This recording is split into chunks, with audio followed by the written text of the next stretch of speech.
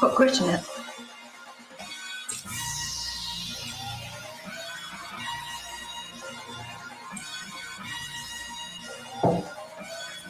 It's going to hurt.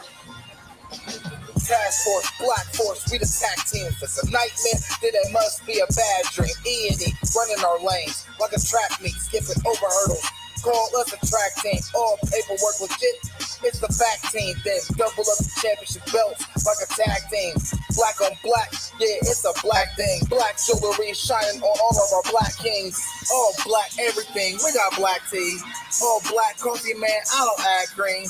North give you all you need, no more caffeine. Close down the whole set, no more casting. Remove targets off our back like a black team. We keep growing up the game like a black team. Your girl got a problem with me, then get at me. I'm tired to a bumper, now you got a drag queen. You can't stop me, you old as jalopy. This is past me, and I got it photocopied. Caught up on film, flow tracks are sloppy. Trying to attack me, you a carbon copy. I see the heat like chimney blocks, and I charge for a look, put me in a penalty box. Man, I'm killing the ops while I look at my watch. All hands on deck like the time on the clock. Task Force, Black Force, we the tag team. If it's a nightmare, then it must be a bad dream. E&E, running our lanes like a track meet, skipping over hurdles. Call us a track team, all paperwork legit. It's the fact team, then double up the championship belts like a tag team. Black on black, yeah, it's a black thing. Black jewelry shining all on our black Keep kings. my grass cut low to catch a glimpse of the snakes. Devilish serpents with purpose to steal your cake. Smiling in your face while they got their eyes on your safe. Yeah. Boy, that hatred, man, they make you do some foul things. Switch up on your niggas like the numbers when the dial change. When I'm with familiar, still a grind like a broke. Take it for granted, shit be gone in the proof of smoke. Better put your plan in action, niggas get to use the whole. Formulated the plan, calculated the steps. 2020, my vision, see my way to the check. Get it. Only way is up, I made my way to the steps. Let's go. Look, only way to move is building kingdom shit. Niggas won't make a move, want you to bring them shit. But God bless the child that can hold his own. They want to give you numbers in his cell like a mobile phone. But fuck a cop, any wicked, you this was just fuck. Cause niggas on the edge, there for you to push. Bullets loaded tight up in that magazine. Bring a nightmare to American dreams. Task Force, Black Force, we the tag team. If it's a nightmare, then it must be a bad dream. E&E, running our lanes like a track meet, skipping over hurdles. Call us a track team, all paperwork legit. It's the fact team, then double up the championship belts like a tag team. Black on black, yeah, it's a black thing. Black jewelry shining all on our black kings.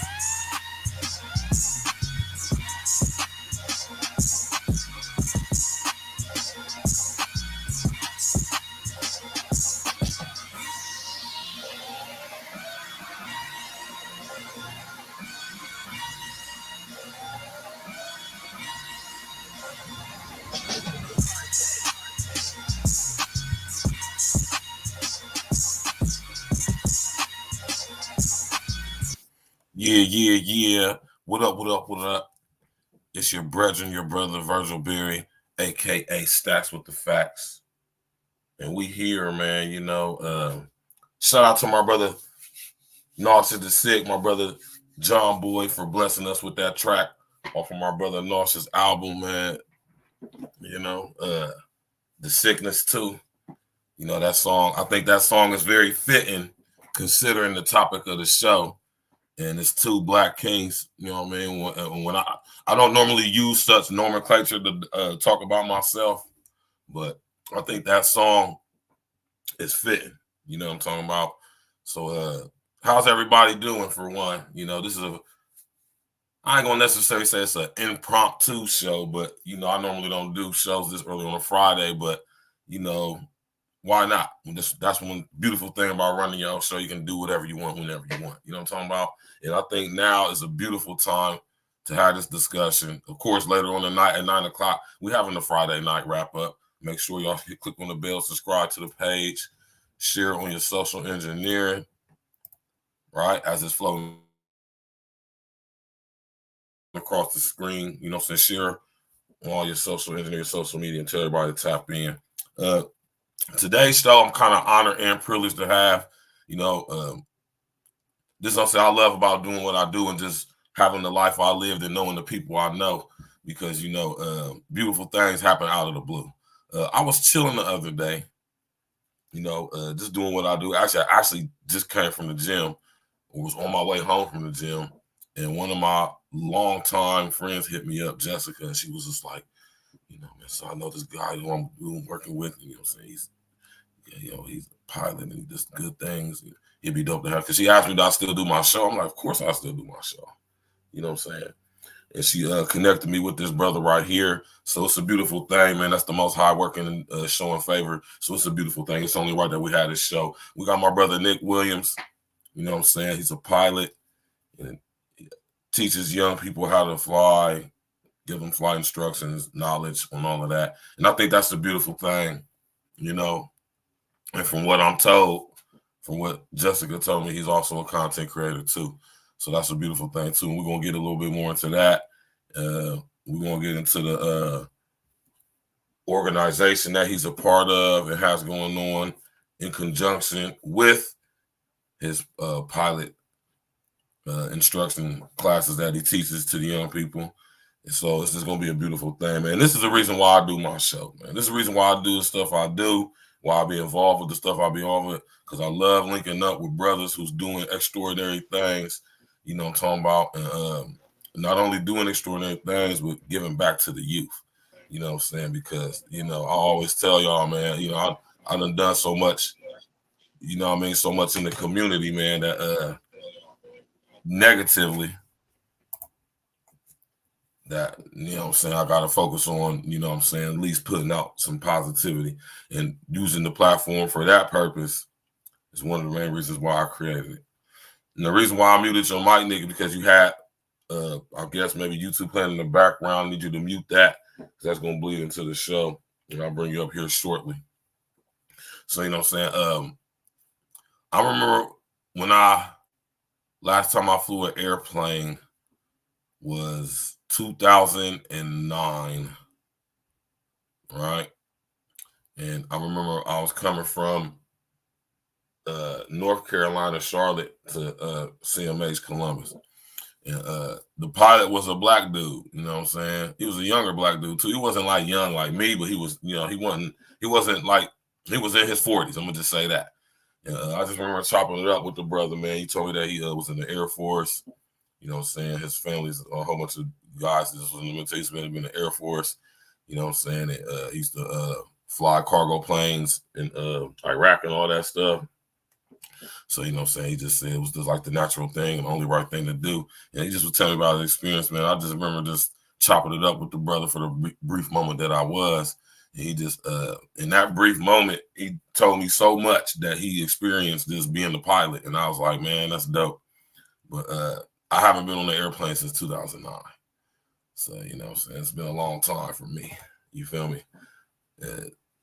But I also think that it's something that we should definitely invest in as far as like teaching the younger people about it, because, you know, there's not a lot of us representation in the Air Force, especially as being pilots or in any areas of industry where flying is incorporated. So I think it's a beautiful thing what the brother is doing, you know what I mean? And I'm pretty sure, you know, after the night, we're going to have a little bit more understanding of what all go in or coincides with obtaining your license or becoming a pilot, and the things that become available to you once you do become a licensed pilot. You know what I'm saying? Because one thing I am going to be saying, I'm not going to be studying to be a pilot like my brother, but what I am studying for is to be a drone pilot. You understand me? So that's what I'm studying for this summer.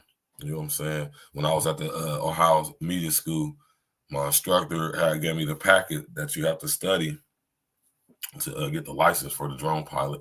And at the time, there was only 10 drone pilots in the whole entire state of Ohio. I don't know what that's like now, but I know I'm about to get my license because it's something that I want to do, coincides with the work I do. So it's a beautiful thing. You know what I'm talking about? And yeah, and I always wanted to learn how to fly. I'm going to be honest with you, it was a fascination of mine since I was a kid. But since they came out with the drones, I was like, oh, this is the next best thing. You know what I mean? So maybe one of these days I'll muster up enough courage, if you would, and go ahead and get my pilot license and all that type of stuff, man. You know what I'm talking about. So we ain't gonna waste no more time. I'm gonna bring the brother up right now. Hold on. Let me unmute your mic. All right, brother Nick, how you doing, man? Man, I am good. How about yourself? Man, I'm doing great, man. Thank you for asking. Appreciate you coming on the show. Yeah, man, and that's why I said I created this platform for brothers like you, you know what I'm saying, to come on here, talk about what you do, you know what I mean, and share with the people, you know what I mean, what's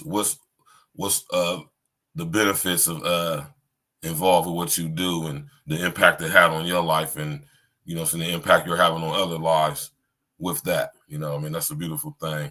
So like I said earlier, man, Jessica hit me up out the blue. You know what I'm talking about? I mean, out the blue, bro. I mean, I literally just walked. I was at the gym when she hit me up, man.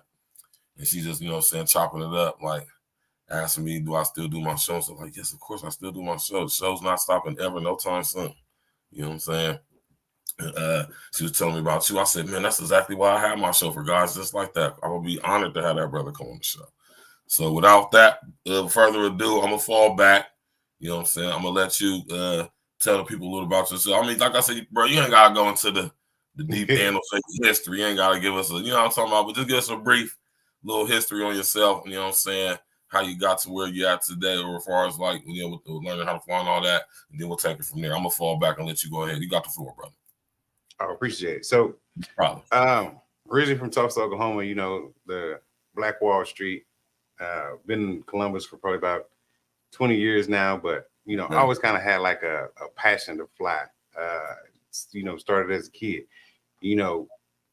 As far as being from the neighborhoods that I come from, being from the streets that I used to be on, that wasn't something that was accessible to us as kids, or even we could have dreams, but the thoughts of actually it ever happening was far and few in between. So having an opportunity. Once I moved up here to Columbus, basically started probably about 2020, height of COVID, wanted to try to do something different, getting out the house, everybody's all cooped up in the house and everything like that. So I was like, why not turn this dream into a reality, which is, one of my favorite sayings right now, dreams to reality. Of course, all my Texas people know everything about that. But just started going out and taking flight lessons. Yeah, the first thing everybody say, man, I ain't getting one of them little planes. Man, that's scary. I ain't trying to do all that. But, once you get over that initial fear, man, one of the greatest things in the world is the heights that you see, the sights and everything like that. And then just the feeling that, I'm doing something that, not a lot of people get a chance to do. And, just conquering that fear with that. And so with that, I created this nonprofit organization called the Urban Aviators Society.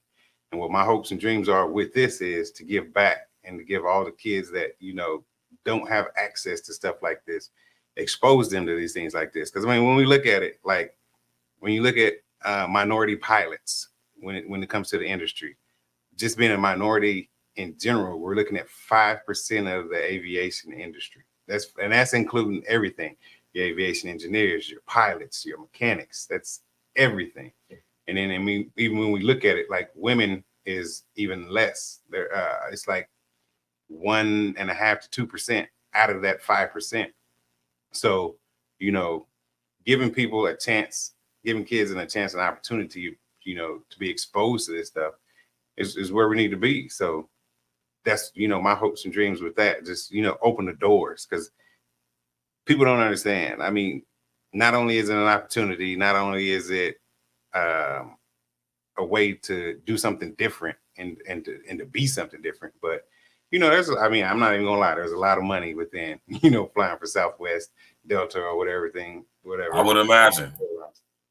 So, it's crazy when you think about, pilots starting off in the industry. Once you hit the big leagues, you're making 200,000. Easily making six figures, easily. So, it's my little way to give back and, you know, try to reach one, teach one. That's what's up, man. That's what's up.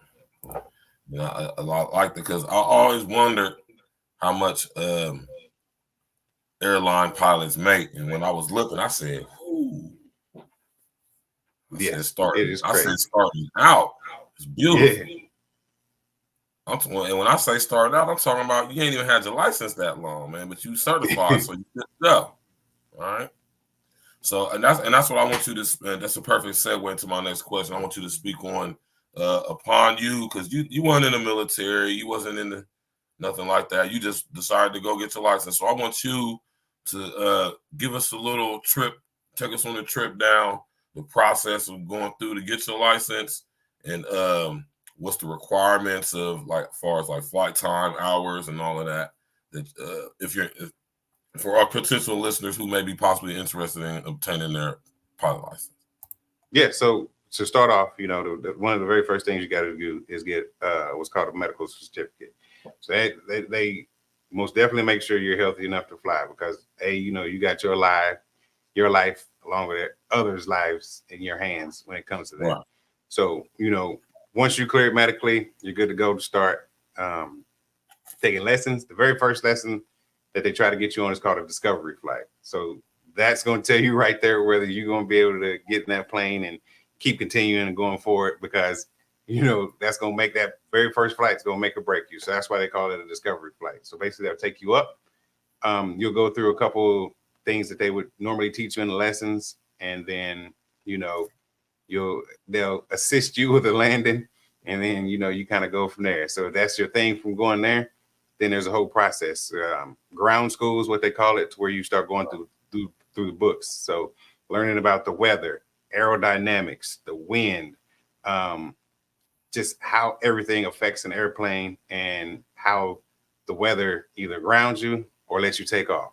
So while you're getting that lesson, you're also getting in your practical lessons as well. So now you're up and flying in the air, putting that knowledge that you was getting from the books, you know, in the air. So to get your basic pilot's license, it takes 40 hours. I know people's like 40 hours, that's it. And you can really do that in probably about 3 months if you really, you know, you cooking and moving things along. So while, you know, you're doing that, there's certain, you know, requirements within those 40 hours because you got to be able to, you know, do what's called a solo flight to where they let you go on your own. You got to be able to successfully, you know, fly out 50 nautical miles and back. Hit 3 different airports at one point in time. Like I said, little requirements here and there within that. And then, you know, once you meet all those requirements, you got the minimum amount of hours. There's a written test involved. Take the written test, pass the written test. Now what you got to do is go in front of a designated examiner, I'm sorry. And so they're basically going to go over all your paperwork, all your logbooks that you've logged all your time. And then, you know, make sure that you can speak back the knowledge to him or her. And then you go on a test flight. So all the things that you were learning beforehand with your instructor, now he's putting you to the test, or she's putting you to the test up there. Once you pass that, then the next step is different ratings and different licenses. So everybody says, so you can fly above the clouds? No, not when you get your very first basic license. So from there, you have to get what's called your instrument rating. So once you get your instrument rating, that allows you to fly through the clouds and fly above the clouds. So all your jets fly above the clouds. So it's a must that you get your instrument rating. Then from there, you get your commercial license, which that allows you to, you know, basically get paid at that point. So now once you get your commercial license, there's still some restrictions on that getting paid part, but that's open the door for you to move forward with everything else once you get that part. And then you get your multi-engine license, and then, you know, you get different types of ratings through there. And then, so now here's the big part. Do you want to become what's a certified flight instructor and start helping people, you know, start to learn how to fly, or if you're just going to fly? The problem with that is between the two is you have to get 1,500 hours total before you're allowed to make it to the big leagues. So, and then that's when you're allowed to go to ATP school, which is called airline transport pilot. That's what allows you. That is your entryway to be able to fly your big jets, you know, for your Southwests, your Deltas and stuff like that. So, you know, once you've gotten your 1,500 hours, whether you took the long route and we just kept flying planes and stuff like that, or took a somewhat of a shorter route, became a certified flight instructor. And then, you know, at that point, people are paying you to fly just to teach them. So, you know, you're kind of making up money, making up some of your costs and helping people out. And then, you know, you hit those 1,500 hours, you go to what's called ATP school, and then you apply for the majors. That's one way to do it. That's the way, you know, I'm going about. So right. The other way is you can go to a flight school, a dedicated flight school, and they'll send you through the whole gamut. So with that, you don't have to do the 1,500 hours. They cut it down to 1,000 hours, but you'll be working for the school once you get your flight instructor, your license, your rating, and then that's how you're paying the school back, making a little bit of money on your own. But by doing that, that cuts that by 500 hours. And then, you know, they segue you into, you know, your ATP and you kind of go from there. So that's a basic and short way of telling, you know, how you go about doing that. But it's a lengthy process. So you're probably looking about at least probably, I would say a year and a half, 2 years before you could, and that's really pushing it before you make it to the big leagues. Like I said, I started, you know, in 2020. So 4 years later, you know, kind of doing what I'm doing, but that's kind of where it goes. Right, man. And you know, like I said, when I would imagine the process, you know, of I would imagine that the process of getting your license and all of that, I would imagine it's a very strenuous process, very tedious. I would imagine that they want you to be of a certain degree of health physically. You know, I know your depth perception comes into play. I know a lot of your reflexes. I know a lot of these factors have to check off the list before they just let anybody up there in them airplanes, man. You know what I'm talking about? Because, like you said, flying above the clouds requires a whole different licensure, a whole different set of skills, and puts you in a whole nother tax bracket as far as making money versus being able to fly under the cloud. That's like when you learn to fly drones. You know what I'm saying? Certain drones are allowed to fly a certain level over at least the buildings or the skyline. You know what I'm saying? So, you know, I see where there's some correlation to, you know, from the piloting drones and actual airplanes. You know what I'm saying? I just peeped that out while you were saying what you were saying. Like, oh, okay. That's kind of similar a little bit.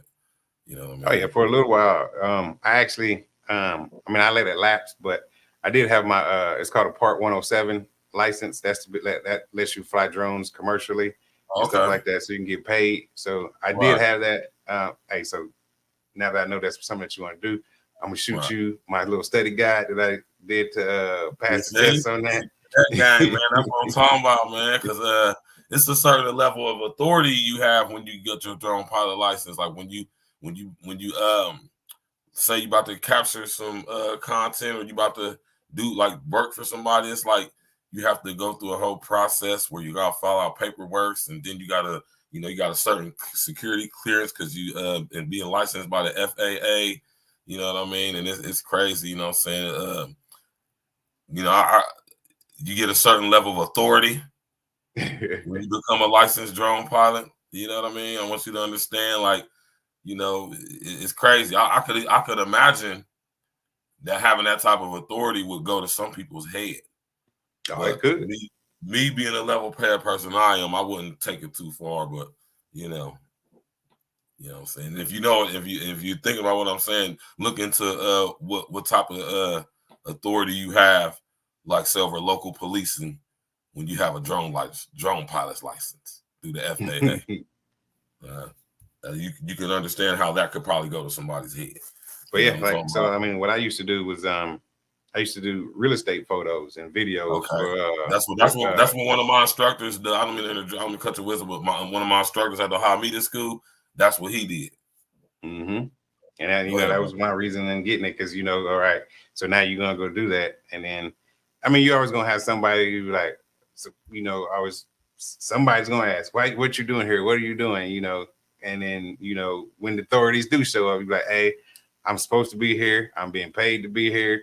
I got my license. I'm good." And then you know they leave you alone and you keep it pushing. Hit them with the, and I'm gonna need you to stand over there because I got this drone flying over here. Exactly. Like you're too close. You can't come anywhere within this vicinity right here. I'm gonna need you to stay over there. And if you have any questions, you can here talk to the whatever.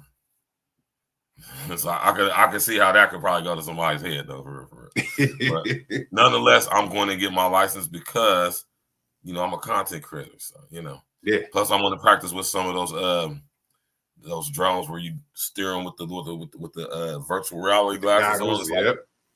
I got to experience that. It's like being on a roller coaster. You understand what I'm saying? I did it virtually, and I liked it.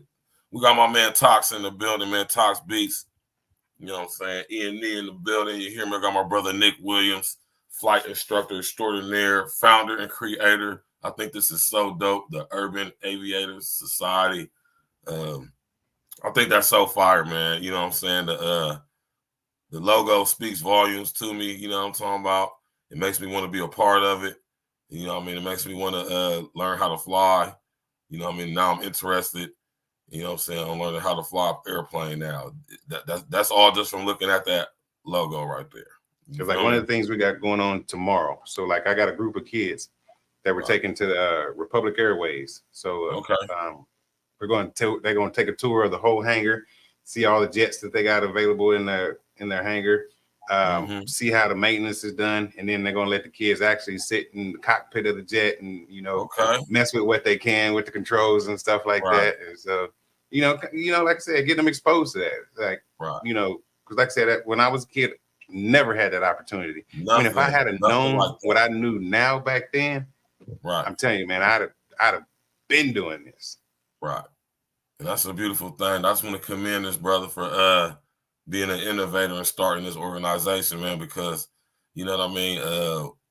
We hear about basketball, AAU, football, you know, whatever sports like that, you know, but we don't hear about stuff like this. And I think this is just as important because I think it is dope to you know, show kids something different than the normal. You know what I mean? And when it comes to learning how to fly airplanes, and this actually segues into my next question I want to ask you about because I'm pretty sure you're familiar with this information. We don't see too many of us in the cockpits of corporations flying commercially or what have you. So you being a pilot, I want you to give us your take, your experience, however much that is, on seeing the Black presence in the cockpits of the airplanes of America. I mean, you're right. I mean, there's not a lot, and every so often I'll see pictures of like a Delta crew of like all minority pilots on there, or like a Southwest crew.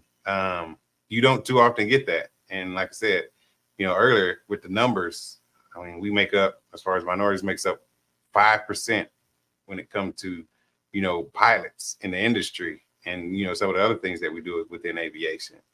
And so just to be able to see that is empowering, because it shows other people, and it shows the kids that this is something that you can do. As long as you put your feet to it, you can make it move. Because I mean, I run into kids all the time, and tell them that I fly, and they be like, "Oh man, that's so cool." And then at that point, now it's cool because I get to pull them up and be like, "Hey, is this something that you would be interested in? So if so, let's see what we can do." And so like, with my organization, we start off at all ages. So whether you're 5 years old and you want to come see the airplanes, or 15, 16, we really go up to like 21. But so there's a program there for everyone.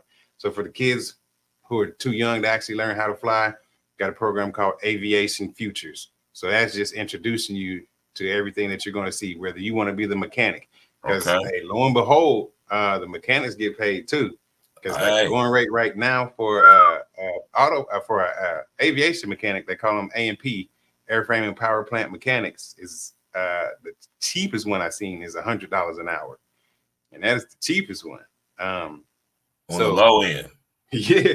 So, you know, if you like turning wrenches and you like fixing cars, you know, that's something that you can turn straight into, you know, with the aviation game. You know, now you're making a lot more money than you could possibly with dealing with cars, especially when you get on with these major airlines. And so, and there's nothing stopping you because they segue into, you know, if you wanted to get into their programs as well and learn how to fly, you know, planes. So there's all kind of avenues. So like I said, with the Aviation Futures program, that's that introduction that gets you through the door, that gets you the exposure. And then for our older kids, you know, 16 and above, because you got to be at least 16 years old to be able to, so what they call solo flight. So from there, that program is called the Wings of Tomorrow. So we're trying to put you in that seat. So tomorrow we can see you be that pilot. And so what we try to do is at that point, you know, we provide all the assistance that we can to help you get your pilot's license, whether that's mentorships. I have 777, 737, and a couple other pilots that are captains for these planes, the big planes, on as mentors that are coming willing to speak to the kids, mentor them, try to get through to the program. And as we know, you know, that's going to help them segue into the big leagues with that. And so, you know, with the hopes, you know, people, us getting donations and grant funding and stuff like that, we're paying for these kids to get these lessons. And so, you know, that's kind of what it's all about. That's a beautiful thing, man. I heard you say we represent less than 5%. So we're about 5%. Women are about 1.5%. So out of all pilots, roughly 5% of them are us, right? Yep. Yeah, that's that's a very small number. It's a very small number. You know what I mean? So I just want to commend you for you know, so not only getting your license and being a pilot, but you know, wanting to take that knowledge and to give it back to the youth who may be interested in it. And like I said, I just think that's just beautiful. So now that you've had your license, go ahead, if you don't mind, and if you can, share with us some of your experiences being a commercial pilot, as far as, you know, doing it for a living. Man, like I said, it's just you've opened the doors to fly anywhere. If I want to get up and kind of like just go fly somewhere, like if the weather was right now, I mean, I can get out, go rent a plane. That's another thing people don't know about renting planes. You can actually rent a plane.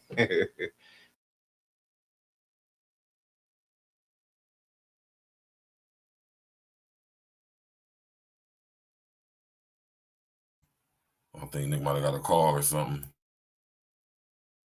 Yeah, man, smash that like button, click on the bell, subscribe to the page. We got my brother Nick Williams on the show, CEO and founder of Urban Air Aviator Society. You know what I'm talking about? It's a beautiful thing, man. You know what I'm saying? Brothers like this brother right here is doing beautiful things, teaching the youth something different.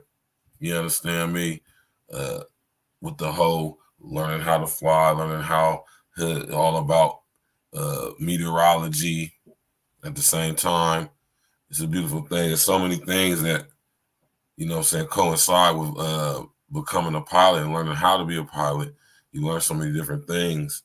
You don't realize that involving yourself with going on an endeavor to learn how to be a pilot, you don't realize that you're going to be learning so many other things that you can later use to, you know, maybe start your own business or add to your resume. So when you want to get into whatever field in aviation you do, you know, you have some knowledge and some skill, you know what I'm talking about?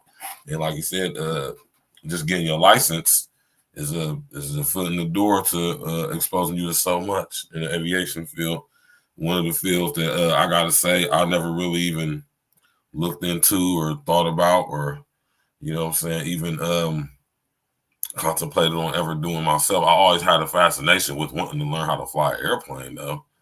I gotta say that. Oh, he said his camera overheated. Can you hear us? I don't know if he can hear me or not. Yeah, he just sent me a message that said that his camera overheated. Or if you can hear, you can talk. We don't have to see you to talk, bro. We see what you look like. Go ahead and finish what you were saying.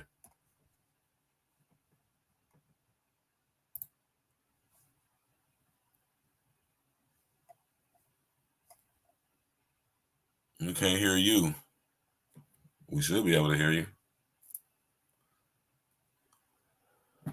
You smash that like button, click on the bell, subscribe to the page. There we go. Yeah. Can you hear me, brother? Yeah, I can hear you. Can you hear me? Yeah, we can hear you loud and clear, brother. Go ahead, man. Right, We ain't got to see you, man. We done seen your face already, man. You know what I'm saying? Your camera overheating. We understand that, man. Technology works except when it don't. So, you know what I mean? That's all, man. Sit up there and go ahead and finish what you were saying, brother. Yeah, so, the ability to just, rent a plane and get out and go when you want to. Like a lot of these flight schools and, places like that, they'll allow you to rent a plane. So just say, hey, I mean, it is what it is when I say this, but, we be like, you want to take someone on a date. Be like, man, I want some Chicago deep dish pizza. Be like, hey, you want to go to Chicago right quick? Hop in the plane, 45-minute flight at that hour, fly to Chicago, go eat lunch, kick it in Chicago for a second. By the end of the evening, you fly back. I mean, some of those are just some of the things that you open up to yourself to be able to do. Like I said, the sites and the different places you can travel. Yeah. You do, hey man. Most chicks probably would be scared to death to go do something like that, man. But that is fire though. I like that. I never even thought about that. That's fire right there. And that's that is what it is. It's like a lot of people, and that's what I say. You got to get over your initial fear of heights, if that's what it is, to be able to do that. And then once you get over that, I mean, I hate the cliche, but the sky's the limit from there. Because you can actually, like I said, do anything. Like, I mean, if tomorrow I decide I want to just go to Indianapolis just to go kick it for something, go rent a plane, head over to Indianapolis, do whatever, come on back. Yeah, you can literally rent a plane and get up through real quick, huh? Yeah. That's what's up, man. So when it comes to doing what you do as far as for a living, have you ever worked at like any airlines or any type of situation you was flying commercially for or whatever the situation was for like a company or anything like that? So more so, I mean, I'm more so the small planes. So I'm not a fan. I don't want to do, I'm like, man, I'm older, so I'm really not a fan of, wanting to do American Airlines and Delta or something like that. I'm more so, your smaller planes, less people, quicker flights, things like that. Because like with the bigger jets, I mean, when you're doing stuff like that, you're not home a lot. With your smaller planes, when you're doing that, you're home way more often than you are with, flying for Delta and American and stuff like that. You talking about as far as like being like a G4 or G5 pilot, something like that? Yeah. Or, cargo pilot, or there's like UPS, FedEx, people don't really know that, but, they have pilots all the time for them that are just flying cargo. Say you don't want to fly people. I mean, that's just not your thing right now. You can fly cargo.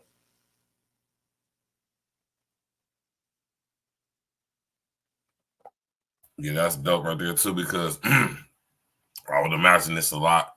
Let me ask you this: is there a different, like, say, endorsement you gotta have on your license to fly cargo versus flying people, or is there a difference between the two? Nope. The biggest thing is just getting your rating in that type of plane. That's it. Oh, okay. So that's how. So it doesn't matter. It doesn't matter what the cargo is, whether it's humans or like goods or products from comfort companies. It's just all about what level of airplane you're able to fly. Yep.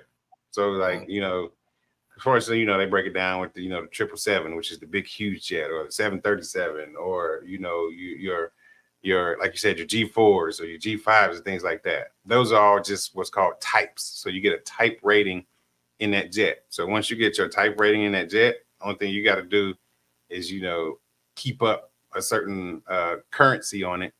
And then, I mean, you're allowed to fly whatever, as long as you got your rating and your currency. Yeah, that's what's up, man.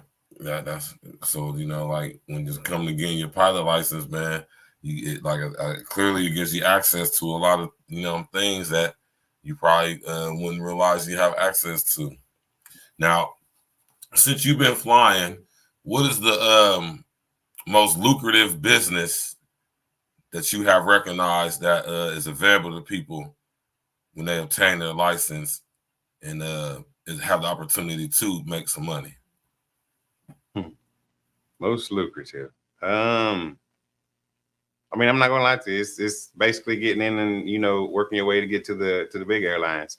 Because like I said, starting off, a lot of these companies, like, you know, you're starting at 6 figures already. So you're already close to 150 just walking through the door of some of those big airlines as what's called a first officer. So after you make, you know, first officer, you're flying for, you know, I think it's like 5 to 8 years. Then, you know, you can try to move up to become a captain. You know, once you become a captain, I mean, you're looking at, you know, like $500,000 as a captain. And basically the only thing you're doing is overseeing, you know, the first officer and the second officer who's flying on these big flights. And, you know, you step in if you had to, but you're making just basically, you're making, you know, 500,000 just to oversee. So then you can even take that even further after you've been a captain for a while. Say you're tired of being up in the air and all like that. You can go to one of these training facilities like flight safety, like that's at, you know, John Glenn International Airport here. And, you know, they'll pay you big money just to teach people how to fly the big jets and how to do things like that. And then that just upped your pay right there, because a lot of those guys who've been teaching for a while now are retiring. So, you know, now they need more instructors like that. They need more instructors who got the skills and experience to teach effectively, as well as the you know, figure out the, you know, the next generation pilots or whatever else. Now, this is also something I want to speak to you about, because I'm very much aware of this in the industry, and I want to get your take on it, because you know, this industry has been one of the pioneering industries in artificial intelligence for quite some time. So I want to get your take, Brother Nick, on the how artificial intelligence is going to be in this industry, new and improved, coming here into the turn of the next couple of years coming around. So, I mean, whether we know it or not, you know, AI has already been within airplanes, especially your newer planes, for quite a while. I mean, Right. we look at it with your autopilots. I mean, autopilots, they, you know, of course, started off mechanical, and now a lot of them are digital. So when you look at it, you know, in these new planes, you're just looking at a screen, and basically you just tell it where you want to go and a couple other, you know, parameters in between, and it's Just type doing the it coordinates all. in and it just goes. I mean, you ain't even got to type coordinates in. All you got to do is type in the name of the airport you're going to. Oh gosh. And then, like, you know, there's a couple of like destination points in between. That's all you got to do is, you know, punch in a lot of that stuff, and you know, it's doing the rest. So a lot of the airlines, the big jets, they've been doing this for quite a while. It's nothing new for them. I mean, because once you get in the air, I'm just going to tell you, once you get in the air like that, you're pretty much flying autopilot, you know, once you're in the air like that, you know, on a 2-hour flight or something like What's that. it called? Cruising altitude? Cruising altitude. So, you know, whether that's 30,000 feet, you know, or whatever, you know, once you're up there, it's on autopilot.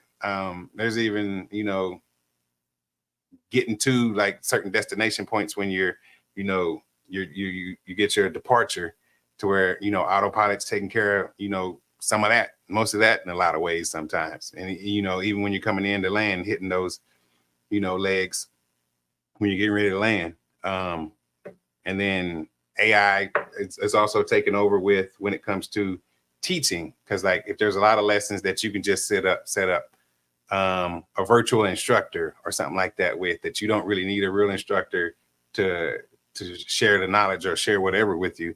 There's a lot of that going on right now. So, I mean, AI is all over the place, whether we know it or not. That's a fact, and that's one of the things that over here at Able Talk we cover a lot.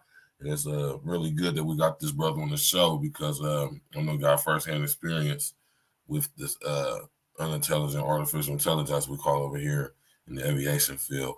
Now, a couple years ago, right, there was a situation with some airplanes with some AI tech in them called the Maxor 8.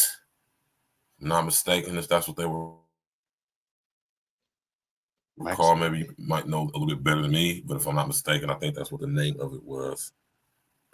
And this was a lot of these planes were going down because this technology was basically crashing the planes.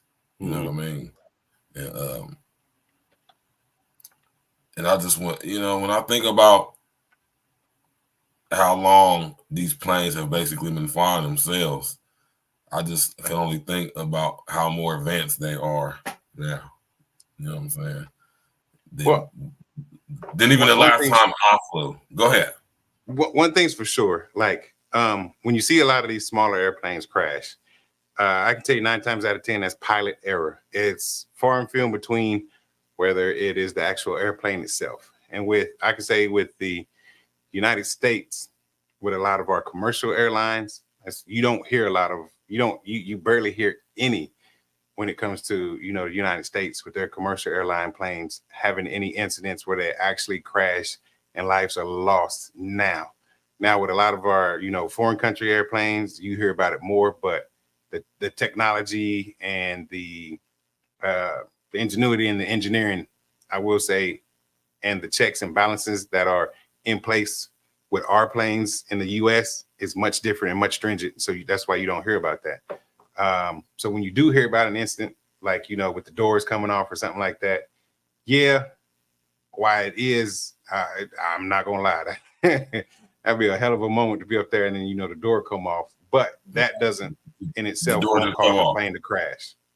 So, it takes a lot more than that to have something happen to make the plane to make the plane crash. So, but like I said, the smaller planes are usually a pilot error, and that's the number one fact that makes the smaller ones go down is people not counting, gas. They're overestimating how much fuel they have in the plane, for the trip they're trying to take, and then that's a bad time to be up in there and you have zero gas, because now at that point you don't really get to determine how you land, where you land. So that's the part that gets most of what's called general aviation pilots, the smaller planes.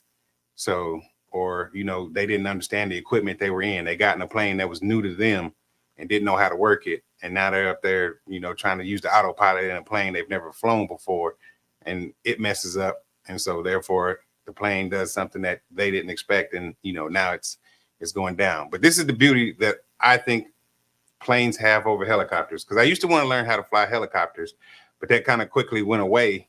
I hate to say it, God rest his soul, the incident with Kobe Bryant, when he had his helicopter crash. Rest in the essence to Kobe, man. Rest in the essence to Kobe and Gianna, man. Most definitely. That situation. And everybody else on there as well, too, man. Everybody else, too, who was on there. Yes, most definitely. That kind of set something off in me, like, what is the emergency plan, when the motor or something goes out in a helicopter? Helicopters just don't glide as easy as planes. And so that was one of my choices for actually reasons why I chose airplane over helicopter, because I originally wanted to learn how to fly a helicopter. But with an airplane, for the most part, you can glide safely down to the ground.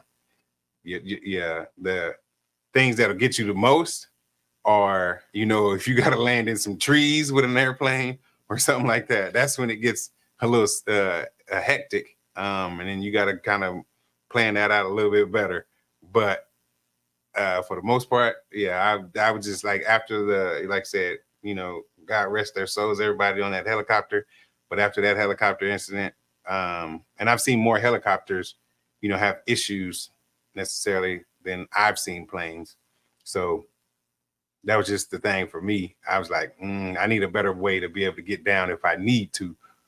Then, you know, helicopters just look like they're falling out the sky compared to an airplane that can glide. Now, and that with the bigger jets, yes, you gliding a hell of a whole lot faster. So that descent and everything else need to be planned out way better. And then you need a lot more open. But that's what I said with the technology that they have and everything. If I told you, so let me tell you how AI falls into play again with airplanes. So like with the technology they have in 2022 jets and above, they have special buttons that you can press and it'll go to the nearest airport and land a plane by itself. By itself. You don't have to do nothing. The airplane will land by itself. Brother. Oh, say that again, brother. So like when a lot of 2022 jets and above, you got technology in these planes that just to say if the pilot went unconscious, that somebody could press a button in that airplane and it would land at the nearest airport by itself, sending out an emergency signal, letting everybody know, hey, this plane's in distress and it's landing at some airport real close, real fast.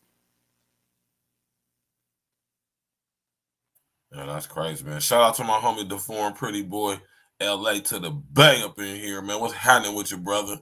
Now, see, that's the technology for you right there, y'all, man. I keep telling y'all the smart grid is here, man.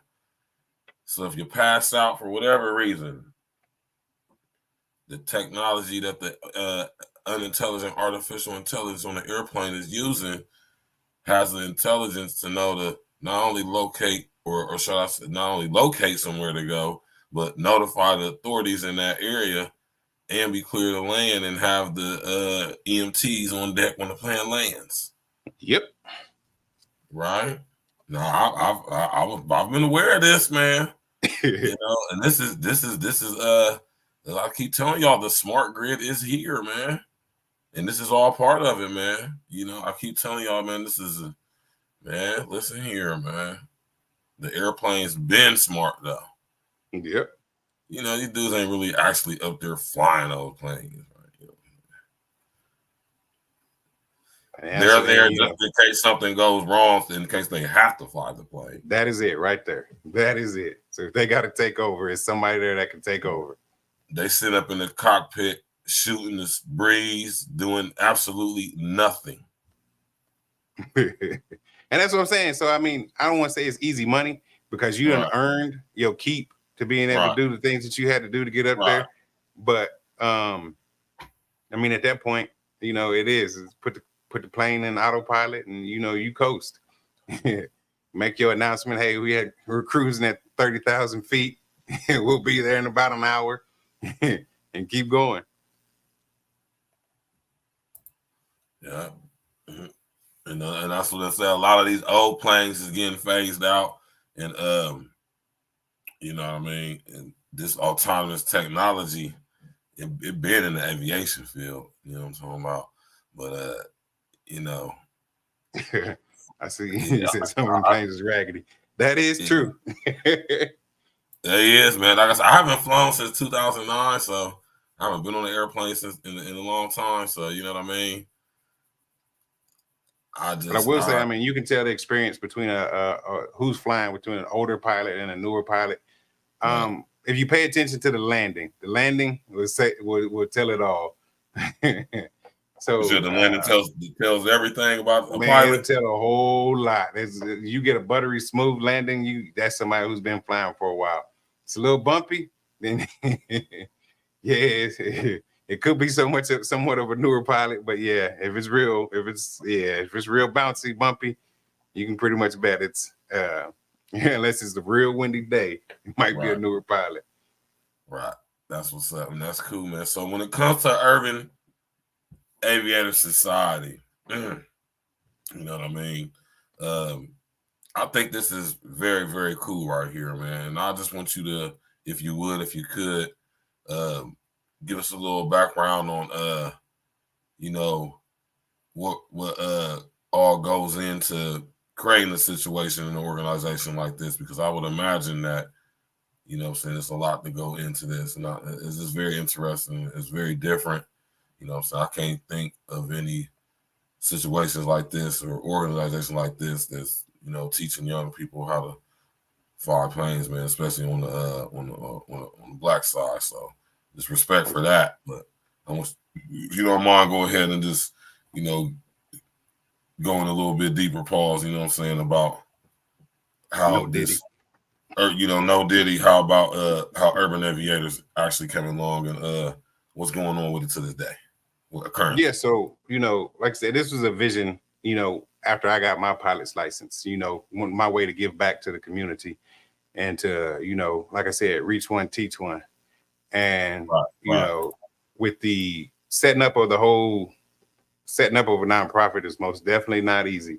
They make you jump through hoops and everything else, because essentially I understand and I get it. They want to make sure that you're doing these things for the right reasons and not just to, you know, when people donate money, you trying to, you know, take care of your spending habit or whatever.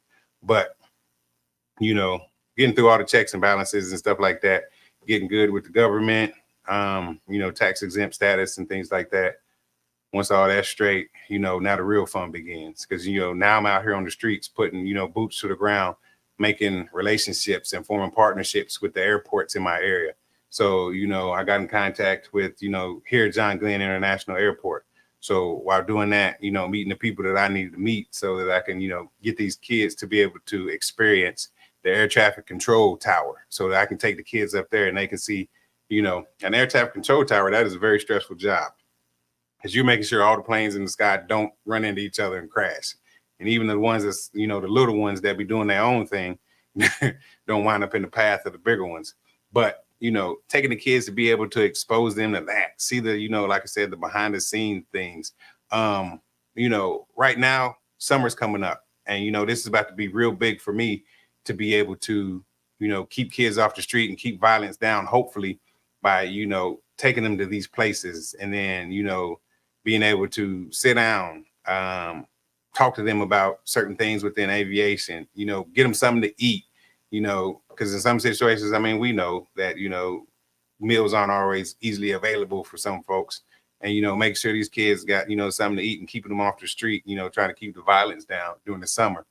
Because, you know, idle hands is the devil's workshop, especially, you know, if you ain't got nothing to do during the summer.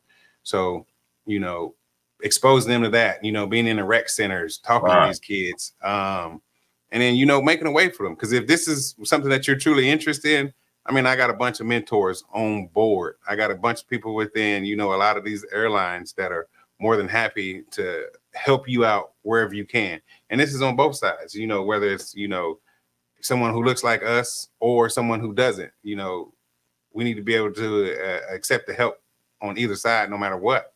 And, you know, because at the end of the day, the goal is to have more, you know, pilots. Let's decrease that minority gap that we already have. Like I said, it's only 5% of us when you look at it within the aviation industry. So, you know, I'm trying to do my part to, you know, as I say, diversity, equity, and inclusion when it comes to us. And, you know, just give exposure to someone who would have never thought about it. Because like I said, as a kid, you know, it was always a dream to fly. I always talk about stuff like that. But, you know, to look fast forward now, and something that I'm actually doing, and I can help somebody else do that. I mean, to me, I mean, I genuinely look forward to that, because, you know, he or she's going to help somebody else. And, you know, by me instilling that into them, they're going to try to pay that back by trying to help somebody else. And we keep that going, pulling each other up and not pulling each other down. So, you know, that's one of my biggest dreams with this. Yeah, that's beautiful, man. You know what I'm talking about? I just like, I was looking on your Facebook earlier, and I was just peeping all this stuff. I'm like, man, this is beautiful, man. You know what I mean? This is the reason. This stuff like this is one of the reasons why I do what I do, man. Because people need to know about this. People need to know about the Urban Aviation Society. They need to know about my brother Nick Williams. They didn't know that we got black pilots out here instructing the younger generation on how to fly them planes. You understand me, man? It's you know, I mean, it's dope. You know what I'm talking about, for real, man. I'm really honored to have you on the show, for real. Proud to have you on the show, being honest with you, man, because you know what I mean. Like, I know a lot of guys doing things, but you know what I'm saying, this is something new for me, because I don't know too many guys that, let alone take flights, let alone know how to fly a plane. You know what I'm talking about? So it's only a few amongst us who actually be in that air like that. And you know what I'm saying? I haven't been on a flight since 2009. Mm-hmm. Right? And see, this is one of the things that I want to kind of like stress also to, you know, to people who think they can't do anything. Because like I'd have never dreamed or imagined being able to, you know, own an airplane. Yeah, I mean, I actually own an airplane. I own a smaller, older airplane. So people think that they can't afford something like this. So if you're looking at the middle class, the way it works, like say if you bought an RV or a boat, that is the same way that it works to actually buy an airplane. So with RVs and boats, it's like a 20-year loan, low interest rate, things like that. And you pay through it like that. It works just like a car. But yes, it's an older airplane, but I'm telling you right now, some of these older airplanes that you see look brand new inside and out. You throw a new paint job on there, you know, throw some new interior, you throw new avionics on the inside of the dash. I mean, you basically almost looking like a brand new plane. And I just want folks to understand that you can get this. This is not unattainable. This is something, if you put your work into it, you can make it happen. There's nothing that'll be able to stop you from doing that whatsoever. And I just see so many people, oh man, I could never do that. And that's the first thing I tell them, yeah, you can. I'll take you for your first ride whenever you're ready to go. I just want to show you that you can.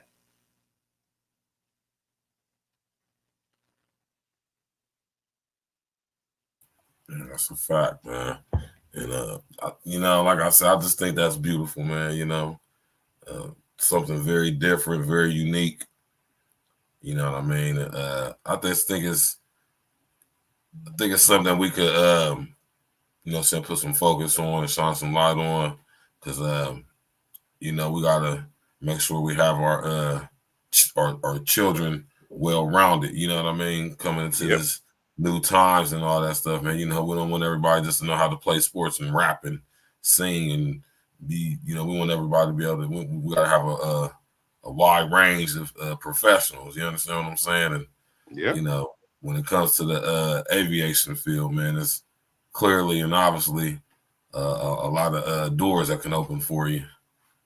You know, again, in the field. So I think that what you're doing is very innovative. It's pioneering. You know what I mean? And I can see in the future, you know what I'm saying, it probably going to real great things, getting some funding. You know what I'm saying? And if you don't mind me asking, because you know that was my way of segueing into what I want to ask you. If you had liberty to talk about it, I would imagine, you know what I'm saying, you got some type of situations going on, man. So I would, you know, if whatever you're at liberty to discuss, the many opportunities that and the doors that start opening as you enter the aviation field and you start in this type of organization, you know, has anything been offered to you, or have you have any, you know, thing as far as like contributing to the growth of the organization? So I mean, so far, I mean, we've had a couple fundraisers, made a little bit of money. A couple people donate with that. I'm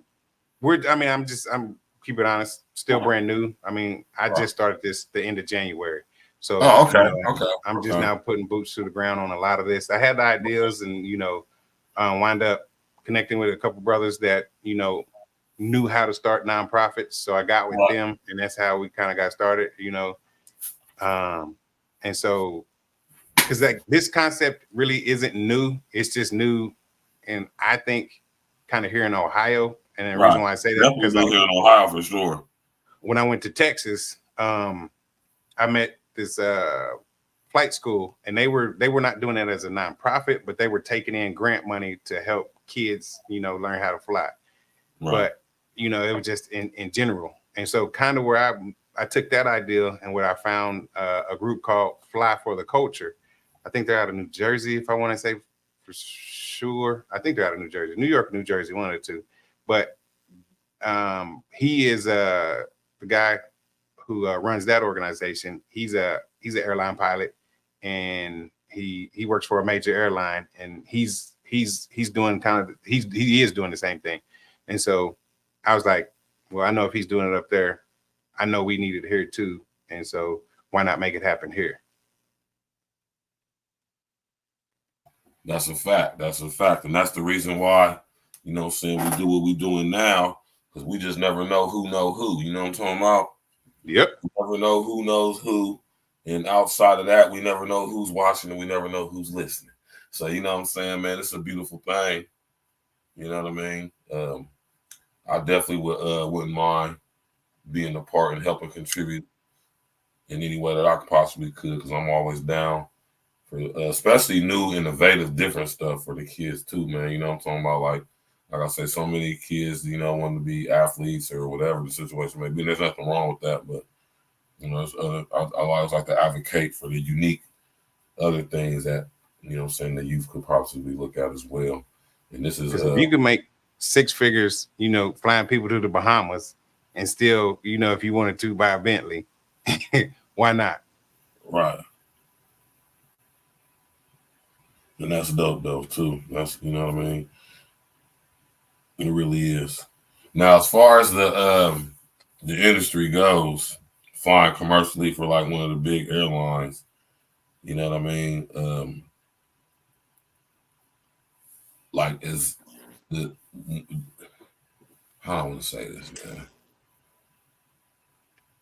When the process to get into there, is there a certain like path that you have to take, or is it like you know, you just gotta have like a certain skill level and have it like have it like archive, have it like written down, or you know, I can't think of the word I'm looking for here, but have it logged. So yeah, I mean, like kind of like we were talking about earlier. Right. They have like what's called an independent path, which will take you at the end of the day to a flight school, or you can just go straight flight school way. Either or, you're logging hours regardless, and you know, getting meeting all the requirements that you need. But the independent route, it's probably going to cost you a lot less than it would to go to the school route.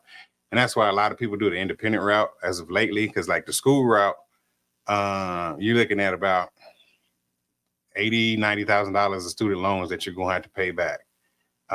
With the independent route, you know, it's kind of like pay as you go, but you know, if you're able to stay up on top of it, it's a lot cheaper than, you know, trying to go that school route. Because I mean, that school route, they're going to hit you for about $80,000-$90,000 off top. Said 80,000-90,000, huh? Yeah. Sheesh. That's crazy, man. 80,000. That's why I say it's the independent route is it's a lot cheaper. Now, why when you go to so that's like talking about student loans or something like that? Yeah. So like with your like, you know, most of the flight schools are going to be out in like Arizona, Florida, and that's because of the weather that they got out there. Right. The weather's, you know, usually always sunny, especially in Arizona, not a lot of rain, things like that. So your majority of your flight schools are going to be in those two places. So now, you got to pay for room and board while you're out there, and then you're paying for all the school stuff that you got to go through. So, and they know that they are providing a premium, so they are going to hit you with their premium price. So that's why I say, yeah. You said they're gonna hit you with the what now? That premium price. You said the premium price. What's the low end? What's the high end? High end for some of the schools you're looking at. I mean, we're looking at about $120,000 basically in student loans by the time you're done.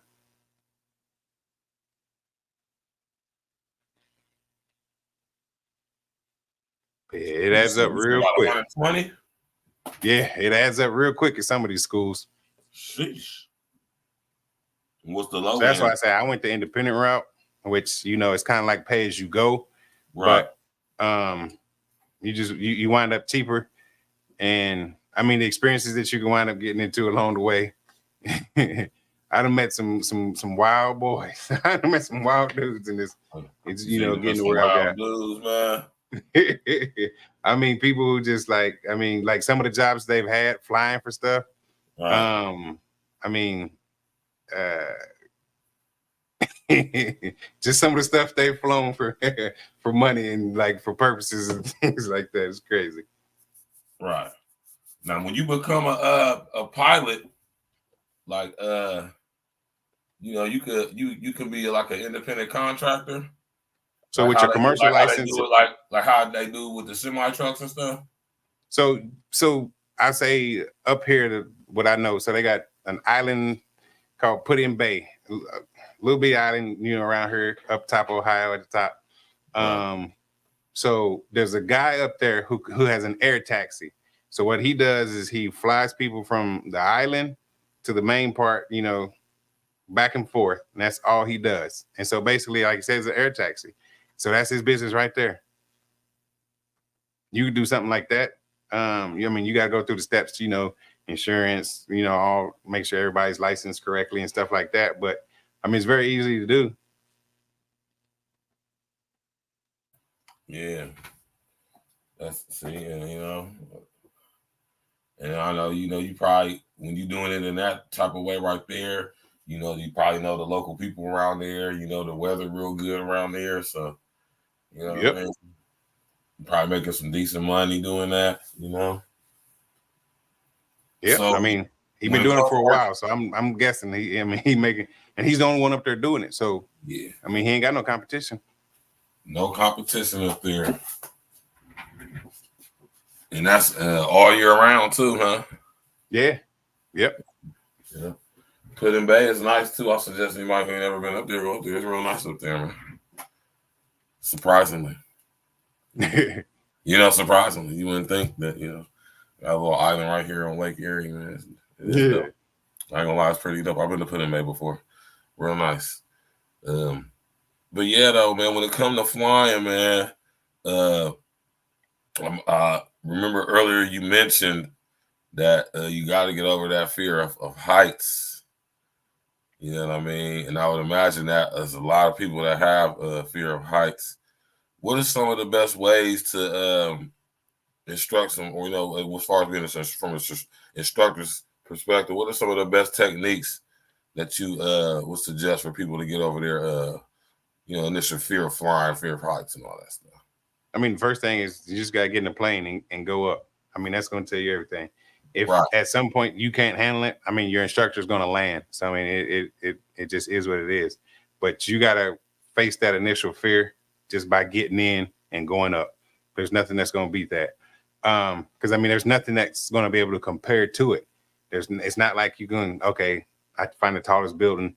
And if it has an elevator that's, able to look out, I go ride in this elevator all the way to the top. Or, I find the tallest building that I can go to, go to the rooftop if I'm able to and look out and nothing like that.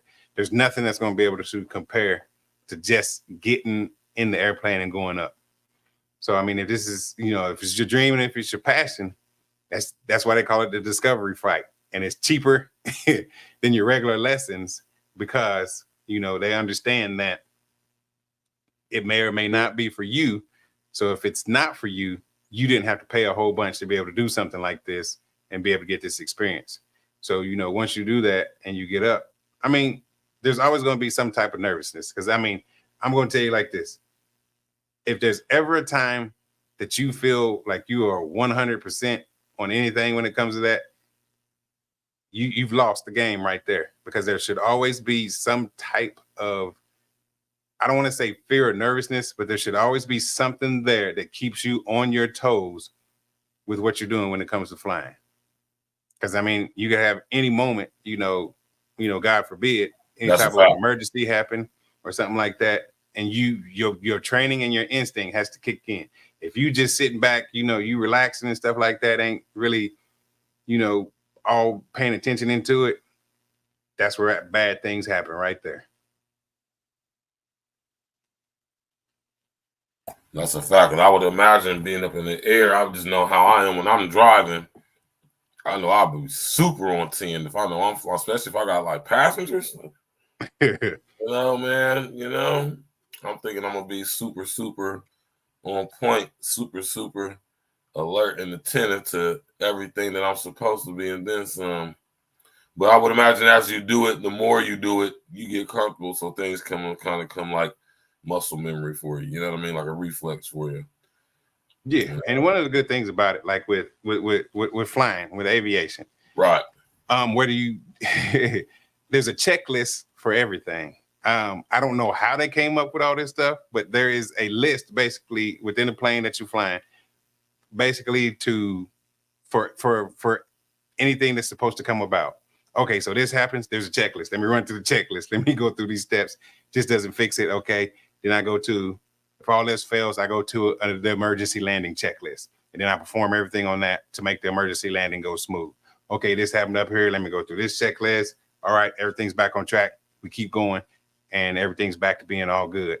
And that's where a lot of people go wrong, is they feel they don't have to follow or look at the checklist anymore. And when you do that, you forget things, you leave things out, you do stuff like that. And then, you done skipped a very vital step that was important to make sure that you keep going on the mission. And so that's why that checklist is very important. It's definitely a reason why they have them in there. So I would imagine I would learn it back and forth as much as I could. Yep. If I was going to be flying frequently, especially if I'm doing it for money. Yeah. I want to make sure I know as much as I possibly can know, and I retain as much information as I possibly could. Because like I said, I would imagine being flying them airplanes, I can imagine they get tricky at times, man. Yeah, especially when weather plays a part. Yeah, that's what that's what I wanted to get to ask you about, man. You know what I'm saying? I want you to sit up there and talk about some of them experiences, with the weather situation up there, because when you get to be thousands of feet up in the air, man, that stuff get different. I'm talking about, man, the air thinning out. I'm talking about you're seeing stuff you normally don't see down this part. Yep. You know what I'm saying? So go up there and sit up there and give us some game and share some experiences on your interactions and experience with the different weathers that you can experience being a pilot. Yep. I mean, and that's what I tell people, I mean, it's an experience all in itself. And, it's something that you got to put forth the effort to try to enjoy. I mean, if flying is your passion or something that you want to get into, I mean, not to sound cliche, but you just got to do it. You got to get into it.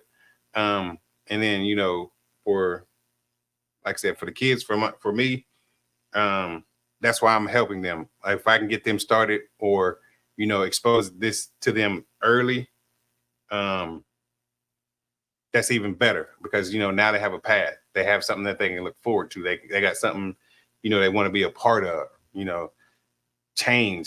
help us, change what it looks like and stuff like that. So the earlier the exposure, the more dreams you get to plant. And that's why, I mean, one of the main reasons why I'm doing this.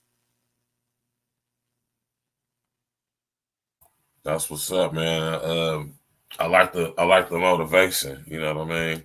I like the, what I'm saying, the tenacity. You know what I mean? In this urban society, urban society is, saying proof to that too. And like I said, man, I'm just honored and privileged to have you on the show, man. Now, you said now there's an age limit to where you can get into but what's the age limit on people who? So the age limit for my program, age out at 21, because like a lot of places that are providing scholarships and things like that really want you to be 18 and below, or like 18 to 21 in college, something like that. But I found a couple avenues that will allow to do more so. So when structuring the nonprofit itself, I labeled it as, youth development. And so when you look at youth development, I can stretch that out to the age of 21 with a lot of things. Right. So at that point, that's like, let's get it. I mean, you know, I got a young man right now, 18 years old. He's always wanted to fly. So, you know, that's kind of been our goal. So like with a lot of the, you know, some of the fundraising that we've been able to do and donations, we got that young man, his own headset. Got him a couple lessons in so far. And so, you know, we working with him, try to help him complete that goal. And like I said, he's 18. So as long as he stays motivated and wants to keep going forward, we're going to keep helping him go forward. What's up? Now, is there a sign up process, or there's a way that kids could sign up to be a part of the society so they could go in their endeavors to learn all about being a pilot? So we got one of three ways. You can always go to the website, which is www.urbanaviatorsociety.org. That's the main website. You know, you'll find information about everything about us. You know, my board of directors who are helping me, myself, the program, pictures of stuff that, you know, we've kind of been doing so far, and, you know, where the place is going. And then also, you know, the Facebook, which is going to be Urban Aviators Society. You know, leave me a message, put a comment on there. I'll get back to you. Or on the Instagram, the website itself, if we got a, you know, a section like, hey, if you want more info, you know, click this and it'll, you know, send me an email, which all this comes directly to my phone. The phone number's on there. So, you know, if you call, of course, I'm going to be the one answering.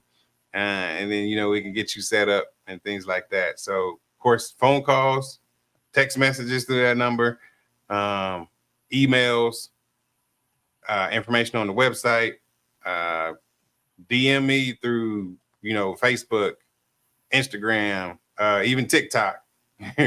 On TikTok, well, for however long we got left with TikTok, I'm gonna say, since they decided to ban it. But all those different ways you can get a hold of me, and then you know, meet up and evaluate things, and, you know, kind of go forward. You know, see where the passion is. That's what's up. So I put the website right up there on the screen. You know what I'm saying? I'm pretty sure the website is where you can get connected with all the social media and whatever else you need to get connected with. The emails, all of that. So make sure y'all go over there to www.urbanaviatorsociety.org and tap in with my brethren, Nick. And if you're interested in getting your youngins enrolled in the program so they can learn how to fly them planes and get into some different things, make sure you hit my brother up and make sure you tell him that Stacks with the facts. Do you hear me, man? So, Nick, man, I want to say I appreciate you coming on the show, brother. It's been beautiful. You know what I mean? This is something that I think is very positive, and I think it's just something different. I like different things, especially things that's geared toward our youth, man. You know, so they can possibly be exposed to something different, to go in a different route in their life, you know what I'm saying, versus the normal stuff that we get exposed to. So, you know, so I want to just commend you for that. Thank you for that. Because it's not every day. You know, you already know this brother just sitting there thinking, like, I'm going to go get my pilot's license, man. And then upon doing it, like, you know what? I had such a dope experience doing this. I think I want to share this and give this ability to the youth and show them how to do. And that's what's up, man. I just really commend you for that, bro. That's really dope, man. I'm really glad that Jessica linked this up, because she also told me that you were a content creator too, man. Yeah, so, you know, I've been messing around. Go ahead, talk about that, man. Talk about that. So I got my YouTube page, which is also the Urban Aviator Society, which I got some stuff on there about me flying. The new things about us just starting. So I rebooted everything. So, you know, my page used to be called More Right Rudder. And what that means, that's the saying in aviation. When you're flying, you're going to hear that term relentlessly, more right rudder. When you're taking off, when you're landing and things like that. So I kind of, you know, changed the game and, you know, went back with the Urban Aviator Society. Because I, like I said, to match with the organization and to match with, you know, what I'm trying to do. So I got that. And then, you know, like all the social media, but like with the YouTube page, you're going to see, which I was slacking on in the beginning. I ain't even going to lie. And you're going to hear me talk about that on the YouTube page, but you know, posting flights and stuff like that, just seeing how it looks from up there and watching me, hey, because we all do it, watching how I was messing up while I was going through my flight training and stuff like that. So, you know, try to help. By no means is it instructional, but it is comical to see some of the stuff that I be doing up there. So with the YouTube page, it's under Urban Aviator Society as well. So I'm getting that rebooted and re-kicked off. So to add more content on there and to start pushing that as well. Yes, sir. You already know, man. Go tap in with my brother Nick over there. All things aviation, Urban Aviator Society. You see, I'm subscribed. You dig? And go check out my brother's content over there. You feel me? Up in the air. We're gonna have to go on a flight now or something, man. I'm telling you, man. Just let me know. I mean, I'll make sure we pick that's a going to happen. day. That is going to happen. You hear me? I ain't gonna say it's gonna be next week or something, but it's definitely going to happen because that's gonna be some dope content. You understand me, man? An in-flight interview. What? Oh man. Hey man, nigga, I appreciate you coming on the show, man. Like I said, y'all go over there to Urban Aviation Society. Go subscribe to my brother Nick right now. You know what I mean? You know what I'm saying? Go check him out. If you got any children that may be possibly potentially interested in learning how to become a pilot, definitely make sure you go over there to the Urban Aviation Society. Send him an email. Go subscribe to the YouTube page right now. Click on the bell. Hit the all selection so you get all the notifications whenever the Brethren goes live or shorts, videos, whatever. You know, so let's go ahead and get the subscribers up and y'all sit up there and tell one last thing. Go ahead, brother. So we got two things coming up. So if you're in the Columbus area, of course, Bolton Airfield, which is just one of the smaller airports, they're having planes and motor shows. So they're gonna have all kind of old schools and airplanes out there that we're gonna be taking the kids to. And then we're gonna have the air show here. The air show will be coming here, I think, in July. So we're gonna try to take the kids to the air show too. So if you know you got kids who want to go, please, you know, tap in with me, you know, by reaching me any of those ways, by the website, social media or whatever, so we can get your kids, we can get your kids out there too, so they can come see everything. That's what's up. So like I said, if you in the area, man, make sure y'all go to www.urbanaviatorsociety.org. Send the brethren, an email. Register your kids if they may be interested. If they talk to you about airplanes, you sit there and buy your little boy, your little girl airplanes, and they want to take them. You know, they might have an interest in it. And now with this, this situation that Brother Nick got going on, they got the opportunity to actually touch and see, possibly even sit in old aircraft, see how they got all the bells and whistles on them, and maybe some newer ones too. So, you know what I mean? It'll be a beautiful experience, a good way to, pique their interest in aviation. You know what I mean? And I just think this is a beautiful thing, man. You know, it's all the way around. This is a beautiful thing, man. It's just different, and I love different stuff. So, this is very cool if you ask me, man.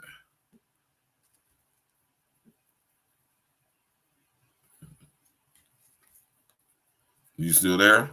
Yeah, I'm sure. I got you. Yeah, I appreciate you. Now, you already know, man. So it was a like I said, honor and privilege to have you on the show, brother. You're more than welcome to come on the show again. Whenever you got anything new going on with the Urban Aviator Society, you know what I'm saying? Anything you want to chop it up about, I'll go in here, I'll go live just about every day. You know what I'm saying? We try to focus on doing more pre-recorded content though for right now, but I'm in the process of writing this book right now, so I really ain't been going live like that lately. But we going live tonight. We got the Friday night wrap up. Hey y'all, we're gonna have to boost the push the show up about an hour because L has a basketball game. He's in the basketball league, and his basketball games are gonna be over to like 8:30. He's not gonna get home till like around 9:15, 9:30. So we're gonna push the show up to 10 p.m. instead of 9 p.m. tonight on the Friday night wrap up. You know what I'm talking about? Y'all can definitely tap in and walk with us. Or I'll just probably start the show regularly and the L just probably just come in a little late. Maybe we can do it like that. Yeah. So I'll say we probably still start at 9 o'clock. So tap in and walk with us.